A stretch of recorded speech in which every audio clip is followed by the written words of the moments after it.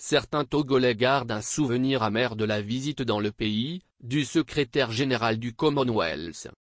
C'est le cas des militants et sympathisants de la dynamique Monseigneur Kpodzro, DMK, et de ceux du mouvement Urgence républicaine, UR.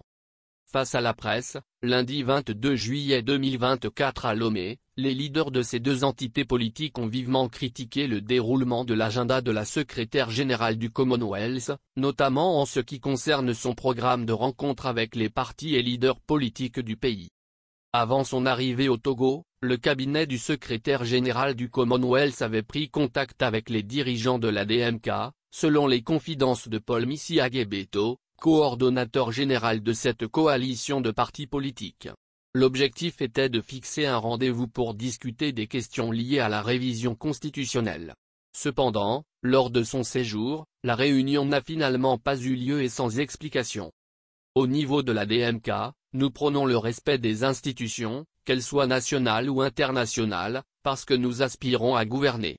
Lorsque nous avons été contactés par le service compétent du secrétariat général du Commonwealth, nous avons eu de nombreux échanges, convenant d'un certain nombre de points à inscrire au menu de la rencontre avec la secrétaire générale.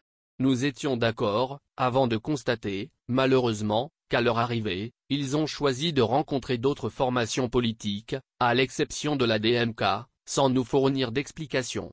Nous considérons cela comme un manque de respect, a déclaré M. Misiagebeto. Pour la dynamique Monseigneur Kpodzro, ce changement de programme de la secrétaire générale s'observe comme si elle avait subi une pression politique de la part du pouvoir. Depuis 2020, le monde entier sait que nous menons une lutte contre le pouvoir.